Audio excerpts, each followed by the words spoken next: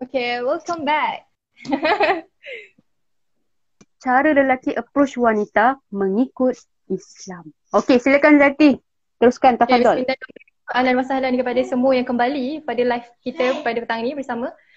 So, Zati insyaAllah akan ulas sikit lah tentang bagaimana cara yang sebenarnya yang terbaik untuk lelaki approach wanita mengikut acuan Islam.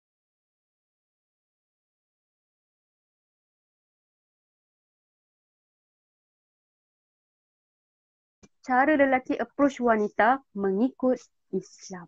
Okey, silakan Zati.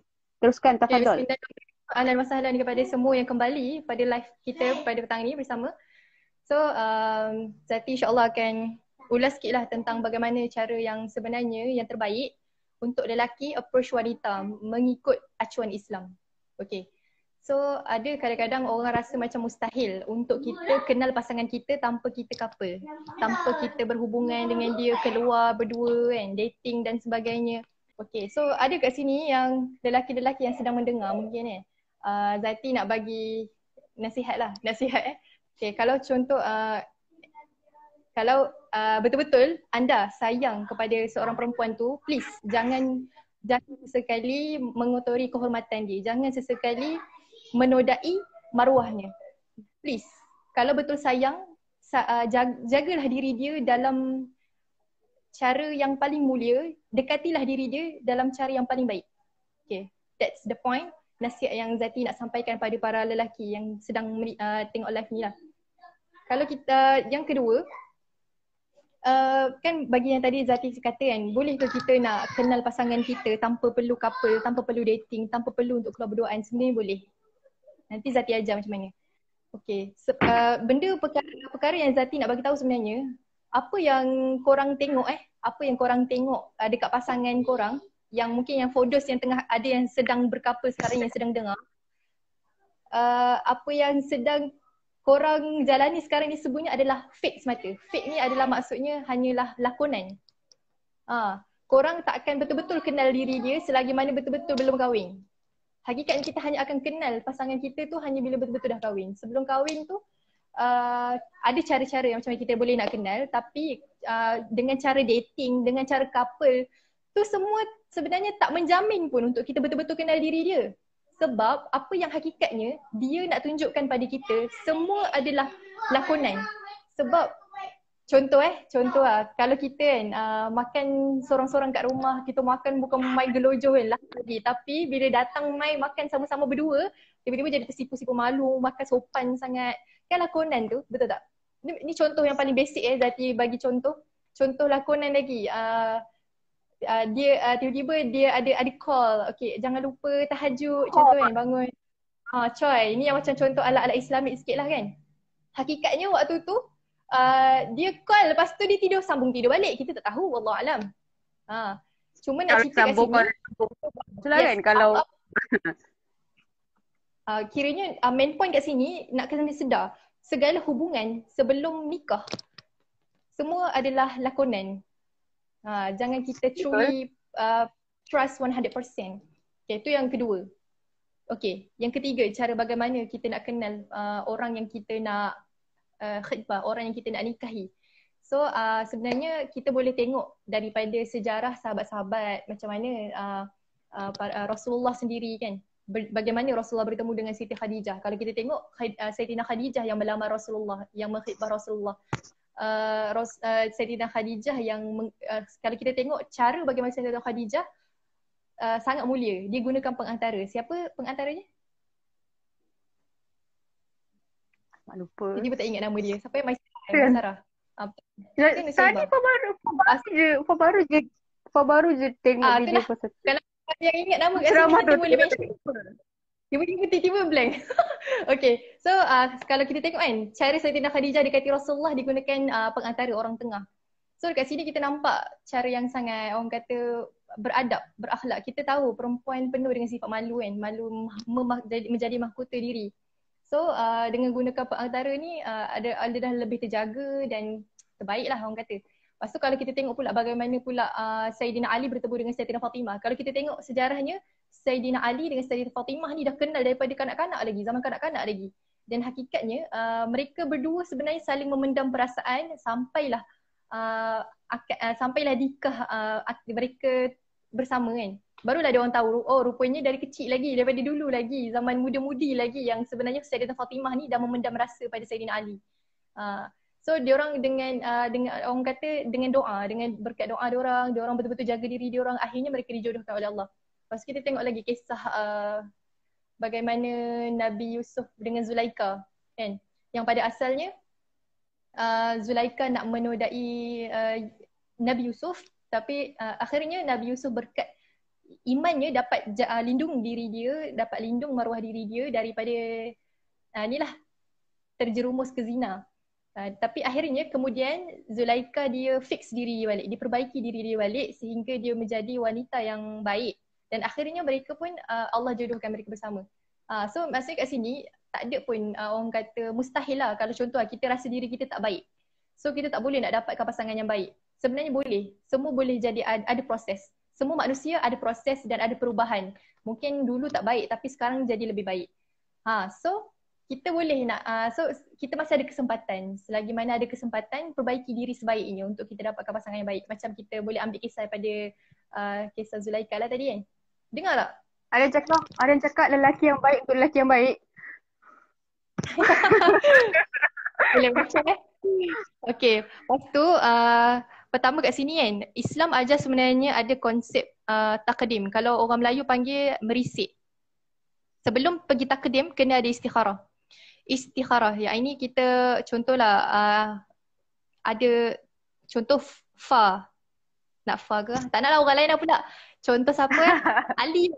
Nama Ali. Bagi Okay, fa. Ali. Ini dia suka, tiba-tiba dia terasa macam ada minat lah dekat nama Fatimah, contoh Fatimah. Okay, so Ali rasa nak tahulah status Fatimah. Jadi Islam kita ada konsep namanya taqdim. Kalau orang Melayu panggil merisik. Sebelum pergi merisik tu perlu istikharah dulu. Istikharah doa banyak-banyak. Ya Allah, betul ke orang yang aku nak taqdim ni, orang yang aku nak risik ni adalah jodoh aku? Kalau betul, berikan keyakinan pada aku, macam tu. So bila kita dah rasa mantap dengan doa dan istikharah kita, barulah kita pergi mentaqdim. So nak taqdim ni, nak merisik ni ada banyak cara lah. Antaranya pertama, dengan kita gunakan orang tengah macamnya Sayyidatina Khadijah gunakan orang tengah untuk approach Nabi Muhammad. Ataupun kita gunakan orang tengah ni boleh jadi siapa tahu, boleh jadi ibu bapa kita, boleh jadi saudara mara terdekat kita, ataupun boleh jadi orang-orang yang kita siqah. Maksudnya orang-orang yang dah kawan-kawan kita, kenalan kita yang kita rapat, yang kita boleh percaya. So kita boleh jadikan dia sebagai pengantara lah. Orang yang siqah ni yang bila mana adanya dia, kita jadi takut nak melakukan dosa. Bila mana adanya dia, kita jadi takut nak berlebihan dengan pasangan.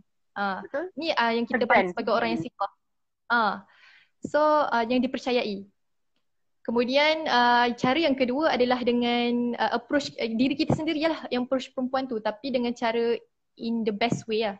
Antara salah satu cara yang mungkin adalah dengan cara yang paling terbaik adalah kita hormati wali perempuan tersebut. Hormati wali perempuan tersebut adalah dengan kita meminta izin lah, meminta izin kepada direct kepada ibu ayah dia untuk kita contoh kita bagi tahu hasrat kita nak menghalalkan dia. Maksudnya nampakkan betul-betul yang memang entum ni, para lelaki ni betul-betul bersungguh nak dia. Yang kedua bukannya main-main. Yang ketiga yang entum yang betul-betul berkemampuan nak halalkan anak dia. So boleh terus direct bertemu dengan wali. Ni lebih terhormat lah daripada nak orang kata bermanis-manis mulut dengan orang tersebut. Boleh menjadi fitnah lah.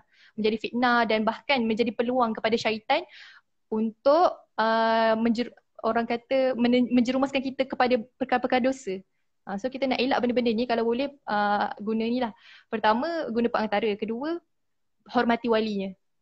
Itulah dia. Tapi kan ada setengah orang yang macam ni tau. Ada setengah perempuan, dia tak boleh kalau macam tiba-tiba orang tak kenal kan. Orang tak kenal tiba-tiba kata, aku nak kahwin dengan kau. Macam terkejut sangat kan. So kalau boleh perlukan proses lah, jangan macam terus drastik. Jangan terus drastik pun payah jugalah kalau terus drastik. Dan nak bagi tahu pada para lelaki sekalian, bahkan mungkin ada juga perempuan yang berhasrat nak mentaqdim lelaki pun tak ada masalah, boleh je. Cuma nak kata gini, first impression sangat penting. Cara yang pertama tu kita nak approach sangat penting. benda tu jadi segala-galanya. Kalau once kita, waktu permulaan tu kita dah salah cara, automatic kita akan memang terus fail lah. Terus fail. Maksudnya Turn down. terus down. So cara permulaan untuk kita approach sangat mainkan peranan yang penting untuk kita betul-betul jaga. Dan sebenarnya proses-proses sebelum nikah ni kenapa penting untuk kita jaga? Sebab untuk kita mendapatkan keberkatan selepas nikah nanti. So basically banyaknya macam rumah tangga, banyaknya berlaku masalah rumah tangga bukan sebab apa tau. Kadang-kadang sebab dia tak dapat keberkatan tu. Sebelum dia nikah lagi dia tak jaga perkara yang sepatut dijaga. Dan akhirnya mengakibatkan kepada masjid yang dibina tu compang-camping, lompong. Mungkin batu-batunya ada yang bolong-bolong. Sebab apa bolong-bolong? Lubang-lubang. Sebab dosa-dosa yang dia buat sebelum bina masjid tu. Faham tak? Kita ni nak bina masjid tau, bukannya bina sebarangan perkara benda. Nak bina rumah tangga ni, nak bina masjid. Seumpama kita nak bina masjid.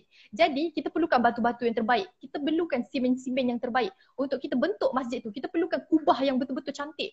Untuk kita bina masjid yang cantik. Untuk kita bina masjid yang megah. Seolah ni nak bagi analogi lah.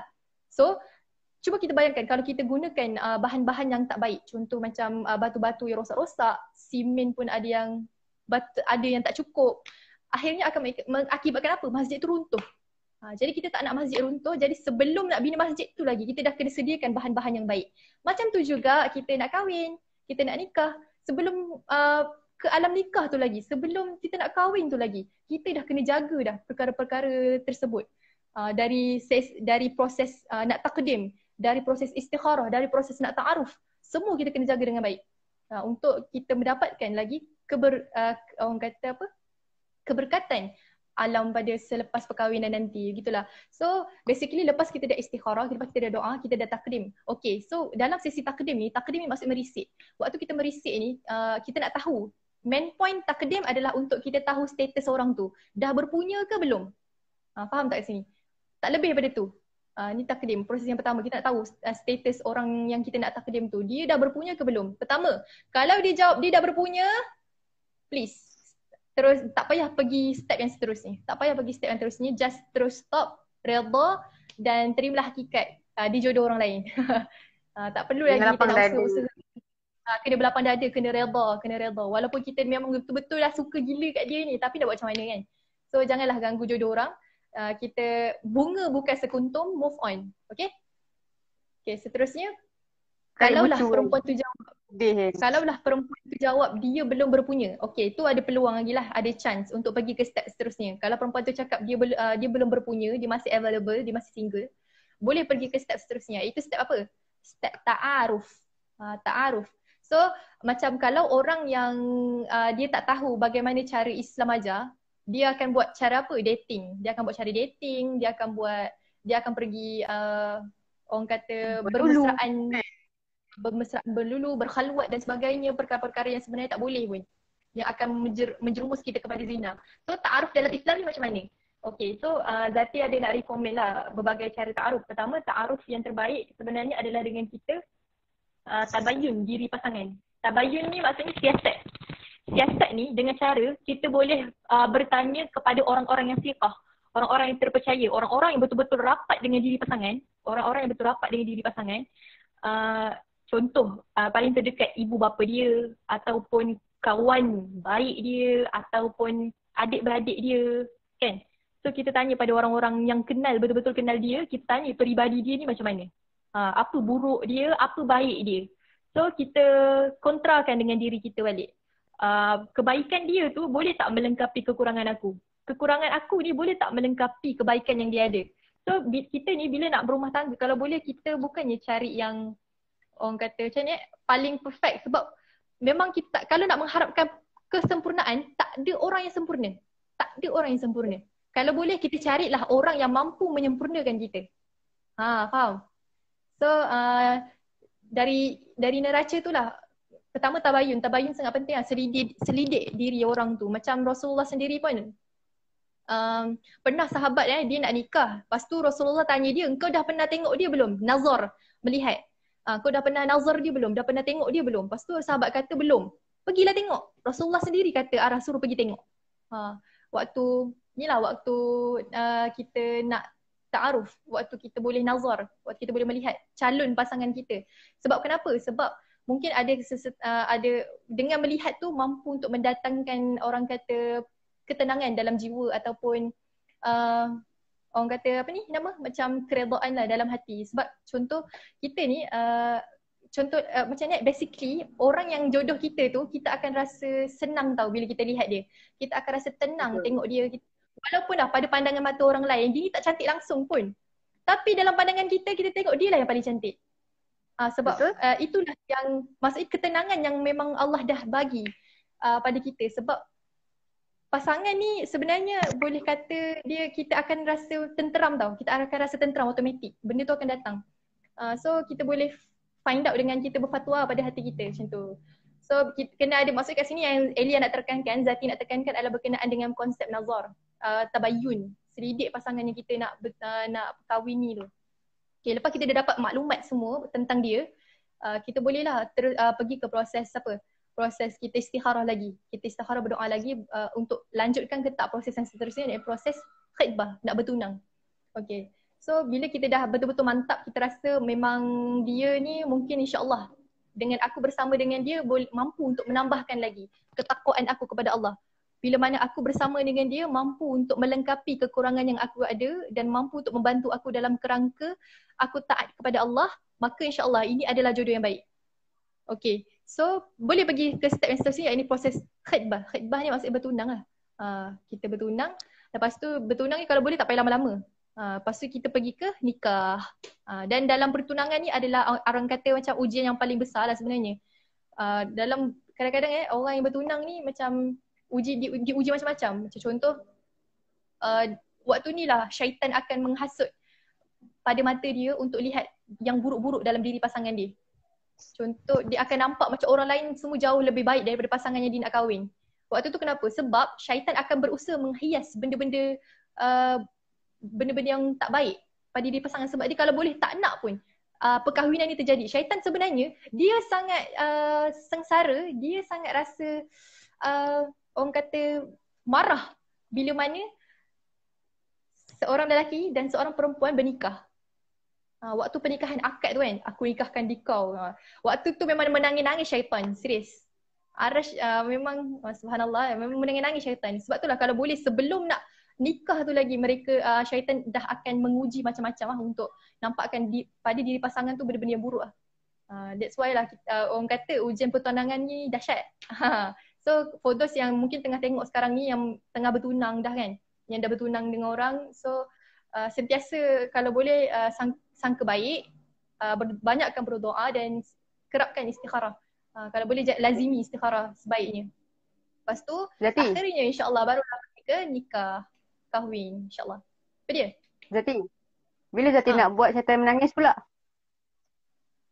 Apa dia? Bila Zati nak buat syaitan menangis pula? Syaitan menangis. Tak apalah. Fa dulu buat syaitan menangis. Allah Akbar. Zati. Tadi Fa tengok banyak sangat tanya Kak Zati ni dah tunang belum? Dah berpunya belum? Kena PM tepi lah.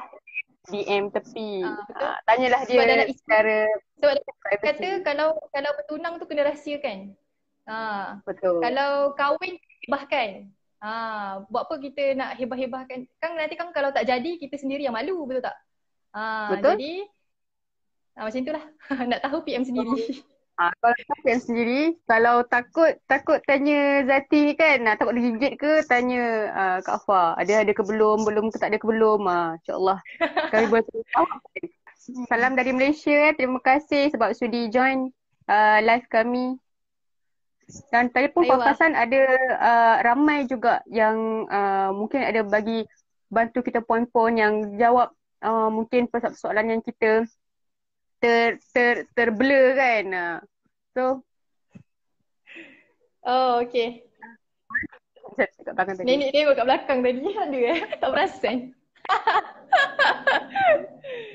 Okay, Fa. Next. Macam ni. Fa.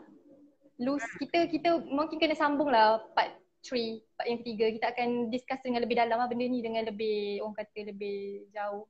Mungkin insyaAllah. Ni pun Betul. ramai request nak lagi ni.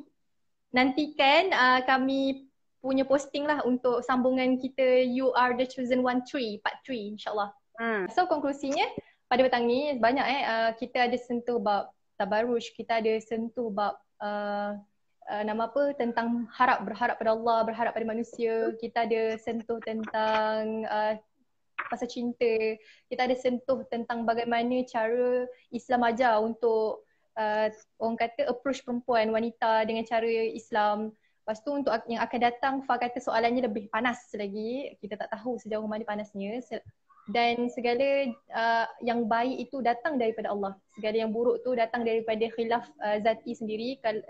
Walaupun hakikatnya datang daripada Allah, tapi melalui kekhilafan diri zati. Jadi zati minta maaf sangat kalau ada kurang sana sini. Dan mana yang ada baik tu ambillah manfaat. Dan jangan lupa untuk share input yang korang dapat petang ni dekat story korang. Lepas tu nanti jangan lupa tag Fa dengan tag Zati sekali. Nanti kita orang nak ni lah, agar manfaat tu akan dapat lebih luas, sebarluaskan kepada lebih ramai orang insyaAllah. Betul. So insyaAllah hari ni kita dah bincang banyak benda. Kita dah bincang sebenarnya topik-topik hangat. Topik-topik hangat hari ni sebenarnya dia tak lari daripada norma kehidupan kita. Memang yang kita selalu, bila kita selalu dapat soalan tu, itulah soalan yang selalu berpusing-pusing dekat minda kita. Soalan yang selalu orang tertanya-tanya tapi tak terlepaskan. Kebanyakannya memanglah anak-anak muda ni biasanya permasalahannya daripada soal hati, soal perasaan. So sebab tu Fah kata soalan dia agak panas. Tapi bagi Fah sendiri, kami yang menjawab ni sebab kita ni sama-sama. Kita ni sama-sama mencari, kita ni sama-sama meleraikan persoalan. Sebab dalam ni pun ramai juga yang membantu kita. So nak kiranya kami ni hanya ke hadapan. Cuma mungkin kalian lebih hebat daripada kami. Cuma kalian membantu kami daripada belakang. Terima kasih pada yang sudi daripada awal sampai akhir dengan kita orang. Dan sudi pula nak minta untuk yang ketiga punya. InsyaAllah kami akan fikirlah, insyaAllah kami akan buat yang ketiga, insyaAllah. Dan aduh, aku tak sabar je soalan saya jadi. Tapi tengok jam. Sekejap lah mak. Sama-sama. Tapi Alhamdulillah kita dah lepas 5 soalan hari ni Jati. Kita dah lepas 5 soalan kan sebenarnya hari ni. So insyaAllah kalau apa-apa kesilapan daripada Fa, kesilapan yang kami ada mungkin terlepas pandang, mungkin yang kalian perasan dan ada nak tegur kami, boleh kami tak ada terasa hati, boleh nak DM kami secara private pun boleh juga, insya-Allah kami terima dengan hati yang terbuka. So kalau apa-apa silap daripada Fa sendiri, Fa minta maaf. Kalau daripada Zati pun, kalau ada silap daripada Zati pun, maafkan Zati yang comel ini. Takkanlah tak maafkan Zati kan? So, Zati apa lagi nak tambah ke Zati sebelum kita InsyaAllah. So nantikan, okay? You Are The Chosen One Part 3. Stay tuned, insyaAllah. Alhamdulillah. Bye Zati. Okay. Bye. Assalamualaikum. Selamat berbuka. Selamat buka. Miss you.